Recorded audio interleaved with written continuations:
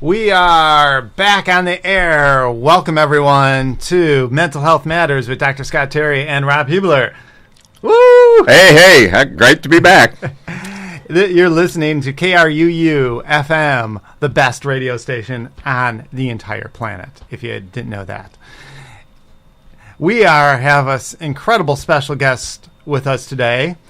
One of my premier therapists from the Art and Counseling Center from Chicago, calling on in today to talk about a personal journey he's been on and how it might be interesting for all of us in our personal journeys. One of the shows I think we'll talk about at some point is The Wild, which is a great movie that just came out, and her personal journey. But for the moment, let's hear about Ray's personal journey. So this is Ray Barkley, a therapist in Chicago. Ray, say hi. Hi, this is Ray Barkey. Scott always tries to get that L in my name. I appreciate it, but I am not related to Charles Barkley. Taller than I am. Happens to also be a different ethnicity. But yeah, this is Ray Barkey. I'm here in Chicago, and this is actually one of the places where my journey has led me. So this is part one with Ray. Ray, we're going to talk about let's start with your personal journey today. Rob, anything you want to say before we get going? Well, I want to know if he's taller than Charles Barkley. Are you taller than Charles Barkley? Definitely not. Okay. In the height department. Even though I am from Indiana, I do not play basketball. No, that's right. true. That's true. And you're probably a little wider than him at the moment. I don't know. Okay. Well, there you go. So, Ray, where do you want to start this journey? So you have a really fascinating personal history, as well as you've been a therapist working with me now for a couple of years almost, hasn't it? Then in February, it will be 3 years. 3 years with the Art and Counseling Center. And we have gone through quite a journey ourselves, haven't we, with what we've been doing? Mm-hmm. Oh, yeah. We've started out with one mode of counseling, and we've moved away from that, but, it's about the clients. It's about counseling that is accessible to the client within the framework of insurance and their own ability to pay. So. Yeah, the realities of the society we live in, isn't it? But that doesn't keep us from being a more holistic sort of agency, because we want to include things such as nutrition and spirituality and exercise and meditation, which is different than spirituality, as they're all keys to mental health. So that's something to me that makes Ardent unique. Yeah, that we could be both pragmatic as well as, create, help everybody through their personal journeys. And it's been an interesting route. You say, in fact, your way, you worked under me for a while, and you would say, yes, I'm the kinder, gentler Scott, or something like that. Yes, I'm less confrontive than you are, Scott, but generally get to it in a more kinder and gentler way. Any of your clients that are listening might understand that. And such. And that may have to do with our own methods and such have to do with our own woundedness. We try very hard not to counsel out of our own diagnosis, but we can't help but counsel out of our own journey. And that is one difference that I see in terms of the training that other people have, where their experience is not supposed to be informative of their therapy at all. Only their book knowledge, only what they've been taught. And I disagree with that, because it's unnatural. And therapy needs to become a natural part of our journey. It was a natural part of my journey. I had a fantastic therapist in Goshen, Indiana. John was, he was so patient with me, because it took me a couple of years to come out to John. And it took me a couple of years to come out to myself. And it was more of a giving up to or acknowledging a reality that was not going to change rather than coming out. A lot of little gay boys know they're different than their contemporaries, but we don't know what it is or what it's about. We may be more sensitive or maybe a little more creative, but we know that there's some kind of difference, but of course we don't know what it is. For me, the realization that it was something sexual was a realization when I was in 7th grade. And ever after that, locker rooms were a very terrifying and marvelous place for me. And such. So, and the difference between what I was taught was acceptable, what I was taught was not only acceptable, but anything outside of that would not lead to success or happiness. And what I was feeling inside of myself disagreed, and that caused a lot of emotional issues because of the genetic factors and the experiential factors. My journey with depression started pretty early as well, and that's often a situation that anyone that is hiding a part of themselves, whether it's their trauma history, abuse in their past, something that they've done or something that someone's done unto them, or just something that we are, that causes so much cognitive dissonance, just causes so much issue that depression, anxiety, and sometimes even what we could call trauma exists. I grew up in a conservative community in Indiana that, even though it was not the type of Christian faith that I was a part of, there were 2 fundamentalist denominations that were headquartered there, and one of whom had their seminary and their college there. Interestingly enough, most of my friends were from those 2 denominations. What denominations were there? And, you also had an interesting past because you also were going down the road of becoming it's like you had that fight within yourself, and yet you also decided to almost push that side away. I mean, we use the analogy of taking the beach ball and you shove it underwater, what happens? It pops up. Well, if you shove it harder underwater, what happens? It pops up even harder. And you really shoved that beach ball down. You got married. You were a minister for a long time. So you went down this road, and your journey was about denial. And again, it doesn't matter. So your journey was also about denying that part of sexuality with you. But it's also, we see it all the time, for instance, with people like, so Ray, you're also ADD, as am I. And we also have this issue of not understanding even a simple condition of understanding ADHD.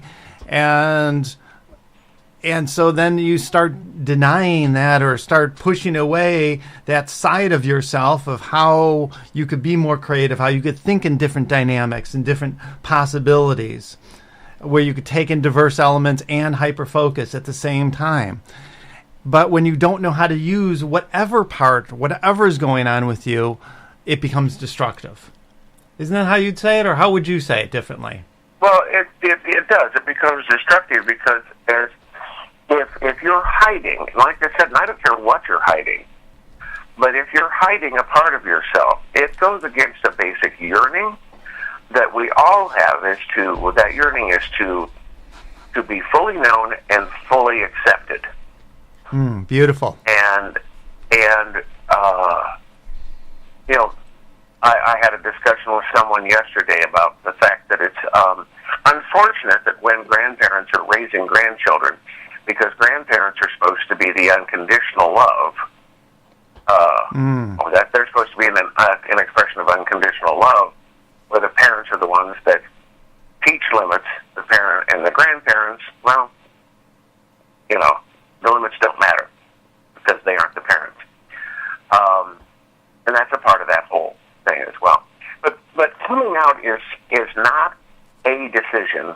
It is a series of decisions, whether it's coming out as a gay man, coming out as someone who has a troubled sexual past, no matter what it is.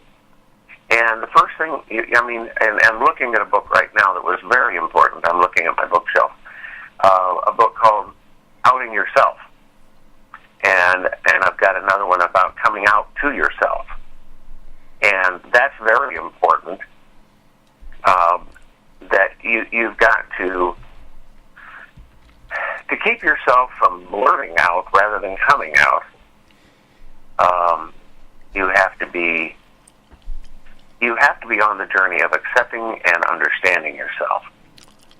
Hey, Ray, let me interrupt you just for a second. I got a question for you, but first, let the listeners know that you're listening to KRUU-FM radio, solar powered radio in Fairfield, Iowa at 100.1, and this is Mental Health Matters with Dr. Scott Terry and Rob Hubler. And our special guest today, Ray Barkey, who is talking about, in this episode, part one of a double series with Ray, about coming out, but really more about being true to yourself and really finding yourself, no matter what's going on with you, not being in denial and being straight so you could really create a masterful vision. And by the way, Ray, well, let's get into this later. So, Rob, you had a question. Yeah, I was just going to say that, twice a week I participate, kind of run a 12-step program. And it's a program for generally anybody that has an addiction. But the one thing that everybody shares in common is the thing you kept mentioning, the dual life. And that's, I'm a 31-year alcohol and drug recovering addict. And I've got a number of other addictions, too, that I've recovered. I just the other day was in a meeting and somebody said I have recovered from more things than they ever knew existed, and maybe it's true. But anyway, recovery happens to be my occupation. But I just, the dual life is something that everybody shares. I mean, not everybody, but people with addictions, people like with all kinds of different lifestyles and things, and the lying and everything in order to cover it up. I'd like to have you talk a little bit about that dual life and how you did cover it up, and what made you decide that you weren't going to do that anymore. Well, you mentioned 12-step, and that's the first step in 12-step is figuring out you're not where you need to be. You're not being authentic. And the coming out. Like I said, you acknowledge to yourself, and then you acknowledge to someone else. I'm simplifying this step real fast here. And the whole, to me, one of the great powers of 12-step meetings is it's that place where you're known and accepted. Absolutely. That's,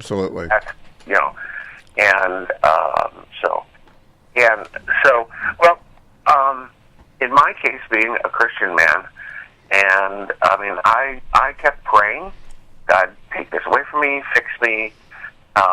Why did you curse me with this? And that was a part of coming out to myself and reconciling to myself is nothing got fixed over those years of about 40 years because nothing was broken. And I was praying the wrong prayer. I believe that a significant number of people that are in social service ministries and in Christian ministry, I don't know about other faiths, are there to try to earn their approval from God, which is antithetical to all Christian doctrine, but also kind of bargain with God. Look, I'm going to give my life to the church. I'm going to so you've got to fix me here, sort of thing. When I was turning, I was married for 29 years. I was told in the 1970s, actually the first time I sought counseling, which was in 1974, find a good woman and marry her, it will fix it. Well, I found a good woman and I married her, and it didn't fix it because nothing was broken. And we were a good team. Yes, and you actually really loved each other fully. We loved each other in the way that we could. Yes, that's true, but you loved each other. Heavy sexuality. But we were a fantastic team. We did a great job of raising a kid that had his own challenges. Mm-hmm. Debbie was the best pastor spouse that I've ever known, because that's a delicate position, sometimes even more delicate than being the pastor. I can honestly say in all those years, there was only one time that she spoke up back to a parishioner, and the parishioner had it coming, but that has to do with my son being a PK, and that's a whole other show. Debbie was right in doing that. So I found a good woman, fixed and married her. It didn't fix it. We had our own issues, and we actually persevered through several things that normally break up a couple. We had a child die at birth. Michael almost died when he was 19. I've had serious injury. All those things are things that make a divorce more likely. And but when I was fixing to turn 50, or I had just turned 50, I don't have a good memory for numbers. I took between August 4th, which is my birthday, and the beginning of the Advent, which is a busy season before Christmas, and I decided that I was going to decide. That was my coming out to myself sort of thing, I guess. And you were still a minister at this point? Yes. You had been a minister for how many years with, again, what denomination? I was with the Church of the Brethren, which is a very progressive church in all aspects of civil rights except for one. Which one was that? That happens to be GLBT. They were on the forefront of the racial civil rights. I could talk about that part of my heritage, and that made it particularly frustrating for me because on all other civil rights issues and human rights issues, they had been in the forefront. On this one, they're dragging their feet. And so it was actually, I'm not a Notre Dame football fan. I went to the University of Alabama, finished my education there. And anybody who follows football closely, the history of football, Notre Dame and Alabama are arch rivals. And I think it was, and Debbie is from South Bend, and and that requires you to at least follow Notre Dame football. So I chose during the Notre Dame football game to come out to my wife. Wow.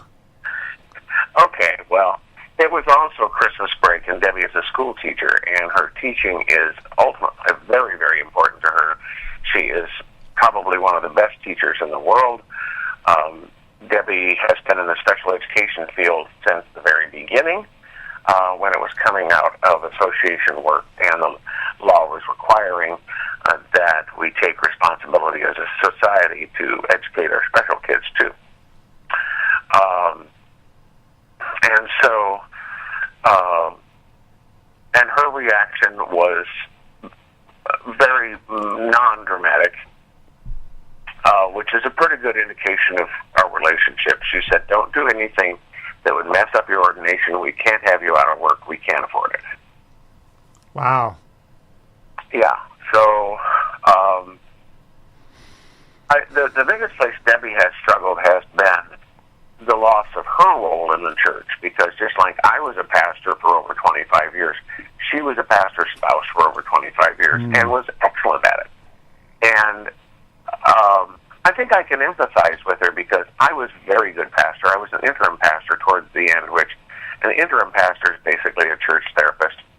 You go into a church that sometimes the pathology is if they don't know why they're there. They haven't asked the existential questions we all have to ask ourselves personally and answer. And sometimes it was pastoral misconduct or stupidity.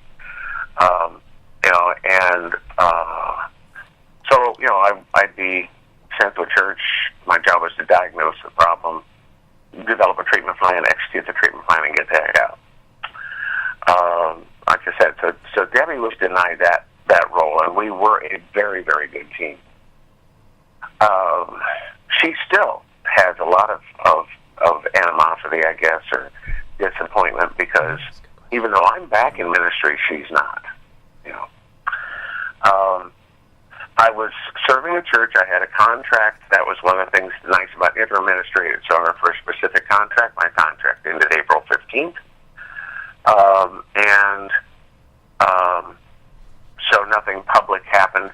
But I had found a fantastic support group in Mishawaka, Indiana, in a small GLBT center there.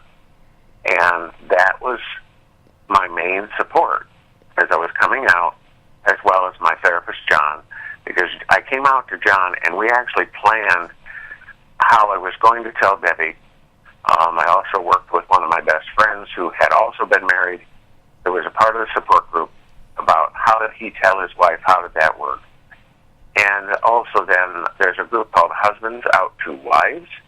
It's a group on the internet. It's more of a, it's not really a chat group because it's not live chat, but it's I think we used to call them bulletin boards, where, emails are sent. Listservs. Whole group. Yeah. And listserv, thank you. Ray, let me interrupt you for a second. Support. Rob? Ray, I have another question, but first again, you are listening to KRUU FM Radio 100.1 in Fairfield, Iowa, and this is Mental Health Matters with Dr. Scott Terry and Rob Hubler. And what I was going to ask you, by the way, we share lots in common. I was also an interim pastor most of the time. I'm a PK kid.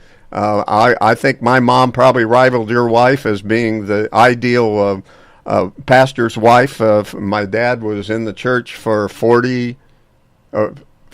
61 years. Wow. And my two uncles are both Presbyterian ministers. So every woman I knew when I grew up was a minister's wife. But anyway, and it is a different role being a minister's wife. Oh, absolutely, and it's a different role being a PK, a preacher's kid, also. Oh, I didn't know what PK was. Yeah, PK, preacher's kid. The two worst kids in schools are always the psychiatric doctor's kids and the preacher's kids. So, Ray, continued on because particularly about coming out and the what you needed and what you got when you were coming out in terms of help. Yeah, what everybody needs is are various, and I had a lot of groups that were focused on this one issue or general issues, and persons that I had support with. So I had my support group that was a weekly support group in Mishawaka, and I'd been going to that during the time I was making that decision between August and December. I'd been talking to John about it, my therapist, and I had the Husbands Out to Wives group, the listserv, and then I also had, fairly quickly after I'd come out to Debbie, a relationship with a man that grew from a friendship to a mentorship to something else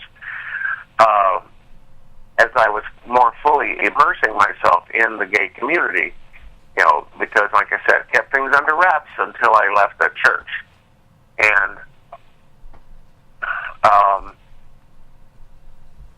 did not move out of the farmhouse. We had a small horse farm until August. I'd actually moved downstairs. Debbie and I hadn't shared a bedroom for more than a decade anyway. And so that's, I just, and it's a part of my life mission now is to offer that same kind of support to anyone struggling with that same kind of question. But it's also an interesting statement. We only have a couple minutes left, right? But what's also interesting about this is that if somebody sees you, you are not necessarily, let's say it like this, a gay therapist. You are a therapist, and if it happens, as we say, on our journey, I think it's more not always the specifics, but the mission itself. You're more sensitive to people's journeys. And so if somebody sees you, they wouldn't know that you were gay. You wouldn't say anything about it. And it wouldn't even be an issue unless somebody had a sexuality issue. Is that correct? Or how would you say that? Yeah, that's correct. Most of my clients, my sexuality is not important to them. However, some of my clients, it's very important to them. Because just like yesterday, we had a young man call in. Our fantastic intake person here knows how to ask all the right questions. She knows how to kind of gently ask, is there any specifics about, that would be helpful as I'm working at matching you with a therapist? Well, this young man said yesterday, well, if you've got a gay therapist, that'd help. Well, to that young man, I'm out. I was out from the get-go because, it's functional in my relationship with him. Yeah, because just like I don't want to sit there and try to educate my therapist on what it means to be a gay man, he didn't either. Got it. Yeah. Okay, so that's we only some of that shared journey thing. But most of my clients, it doesn't matter because it's the life journey. It's the, transitions. It's the relationship issues that are the commonality. And then just the human condition is the biggest commonality that I have with all my clients. Ray, before we close in the next minute here, if somebody has a question regarding this or just regarding life's journeys, is it okay that they contact you? Yes, it's okay that they contact me. They contact me through Ardent Counseling Service. What is that email that they would contact you at? It would be Ray, just R-A-Y, at Ardent, ARDENT.com. Ardent Center. Ardent Center, thank you. I don't email myself much, Scott. Ardent Center. Ray at Ardent, ARDENTCENTER.com. You can also contact us, and we can transfer or get people in contact with you, but at Mental Health Matters at KRUUFMradio.com. I think that's it. No, not radio, just KRUUFM.com. KRUU. Mental Health Matters at KRUUFM.com. Yeah. And, and a lot of times it could be a matter of just kind of listening a little bit and saying, I've got a book on my shelf. You need to get on Amazon or, that sort of thing. And read that, that sort of thing. And then if, most of your listeners are there in the Fairfield area, and my other office is actually in Peoria. Ah, yeah. So that's not that far away from Fairfield. And right now you are back to being a pastoral counselor, a minister, and a regular therapist. You have 3 full different roles. Anyways, Ray, we've got to go. Is there anything else you'd like to say in closing? Thank you so much. And part 2 will be coming up next week for everybody. And Ray talking about spiritual emergencies and other really interesting things with me and Rob. But before we do, is there anything else you'd like to say, Ray, to close out today? Well, I'm upset that you insulted me by calling me a regular therapist. You are definitely not a regular therapist. You are definitely my best therapist. But no other therapist is listening to this one. You are fantastic, Ray. So thank you so much for joining us today. Thank you. And we'll see you all next week. Bye.